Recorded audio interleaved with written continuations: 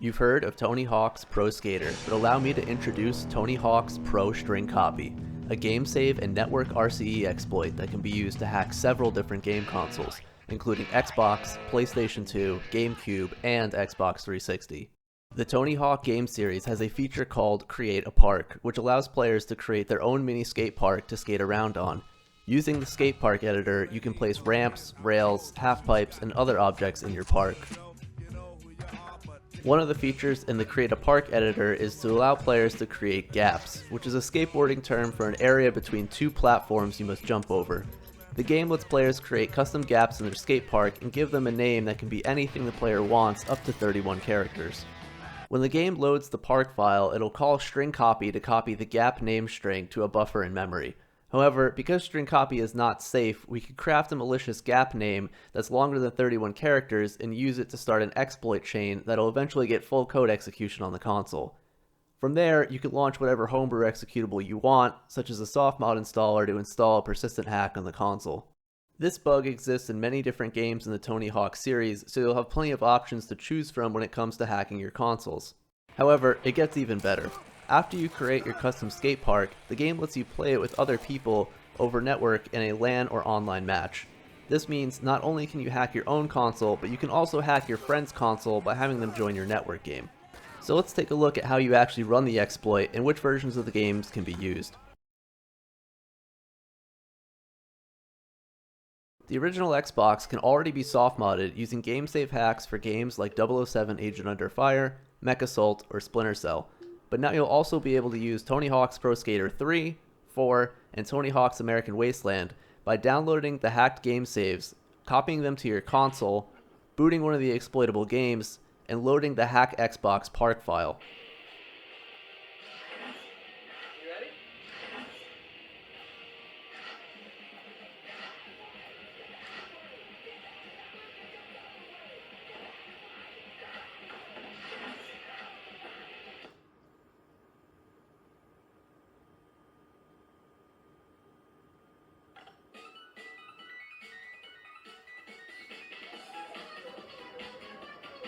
Dude, that was amazing!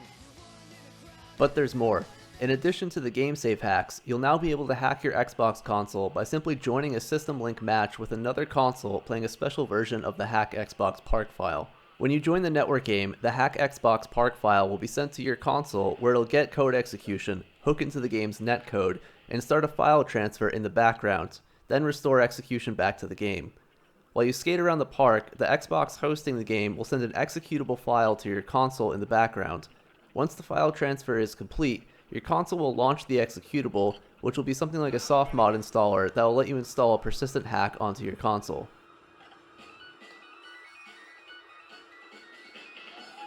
Nice, kid, you got skills!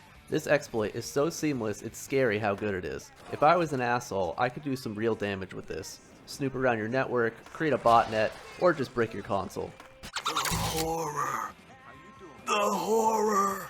When I originally made this exploit 7 years ago, the DVD drives in most consoles weren't failing left and right.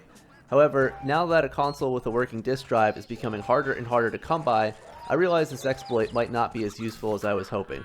So, that's my bad. Also, you won't be able to use Tony Hawk's Underground 1 or 2 to hack the Xbox, because the Xbox versions of the game were compiled with a security feature called stack cookies, which basically prevents the exploit from working. I tried to work around this, but at least for the particular string copy call I abuse in the park file, it won't work.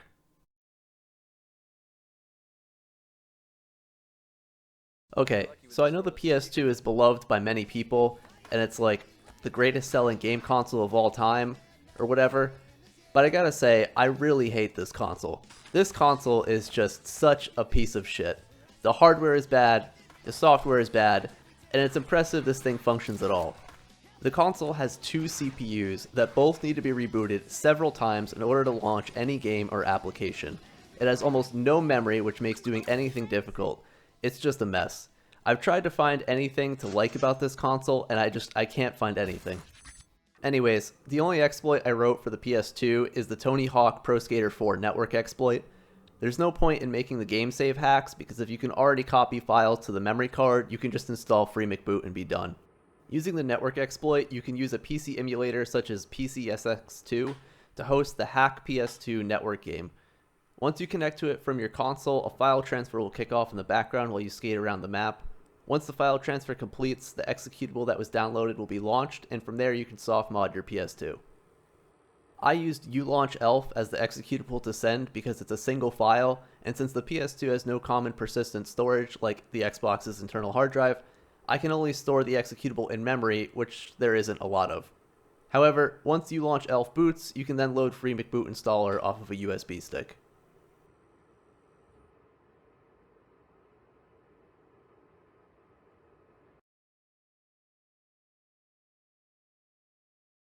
Okay, moving on to a game console that doesn't suck. I ported the Tony Hawk Pro Skater 4 game save exploit to the Gamecube. I didn't know anything about Gamecube modding when I wrote this, and later found out there's no persistent soft mod for the Gamecube, and there's already a dozen or more game save exploits, some of which only require you to press one button to trigger. So this exploit won't be very useful on the console, but nevertheless it's now available for use.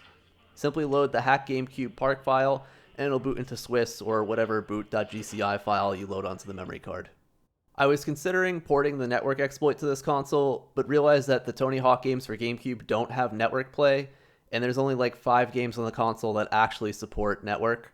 So even if the Tony Hawk games did have network support, pretty much no one has the network adapter for the console. Oh well. So this is the part I think most people are waiting for, where I had announced that I found a new Xbox 360 exploit and you can now soft mod the console on any software version. However, that's not the case. While I have developed a full exploit using Tony Hawk's American Wasteland, it only works on the 4548 version dashboard, which is extremely old and the only version with a known hypervisor exploit. The game save bug in Tony Hawk's American Wasteland can be used on any dashboard version to get ROP execution, but without a hypervisor bug to pair it with, you won't be able to get full code execution on the console. The reason I ported this exploit to the 4548 dashboard was to show that a full software hack for this console is possible, and using a stack-based string copy bug triggerable from a game save file. Basically, I hacked the console in the exact same way as the original Xbox, despite the Xbox 360 having infinitely more security. I have here an Xbox 360 that's on the 4548 dashboard. You can see there's no mod chips or JTAG wires installed. There are some solder marks on the motherboard, and that's because this console was originally on a 6xxx dashboard, and I had to do the downgrade hack to get it back to 4548. But pretend for a moment that it was originally on 4548, and I never had to open it and the warranty seal is still intact. Now all you need to do is copy the Hack Xbox game save to the console's hard drive, load the game up, go into FreeSkate, and load the save.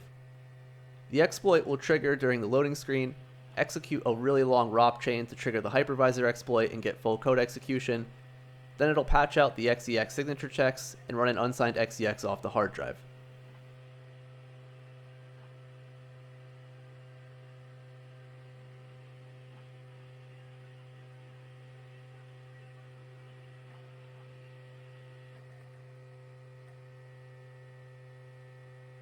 So there you have it, the world's first software-only Xbox 360 exploit, even if it's not useful to anyone. I do have some hope that an exploit for newer dashboard versions will come out in the future, but having spent hundreds of hours reverse engineering this console in particular, I don't have any plans to keep looking for one myself. A few people have asked if this bug affects the PC versions of the Tony Hawk games, and the answer is yes. This bug exists in every version of Tony Hawk's Pro Skater 3, Pro Skater 4, Underground 1 and 2, and Tony Hawk's American Wasteland. The only exception is for the original Xbox, the Tony Hawk Underground 1 and 2 games are not exploitable. For players of the Thug Pro PC mod, I reported this bug to the mod developers about 6 years ago, but at the time they weren't interested in fixing it, so I have no idea if it's been patched since. For any version of Tony Hawk on the PC, I would highly recommend forcing ASLR onto the game executable and just being careful with who you play network matches with, and absolutely do not run these games as administrator. The string copy bug I exploit in the park files is not the only string copy bug that could be exploited over the network. So even if the bug is patched in the Thug Pro or other PC versions, there are still other string copy bugs that can be exploited over network play. And that does it for Tony Hawk's Pro String Copy. Now go hack your console, hack your friend's console, hack the planet.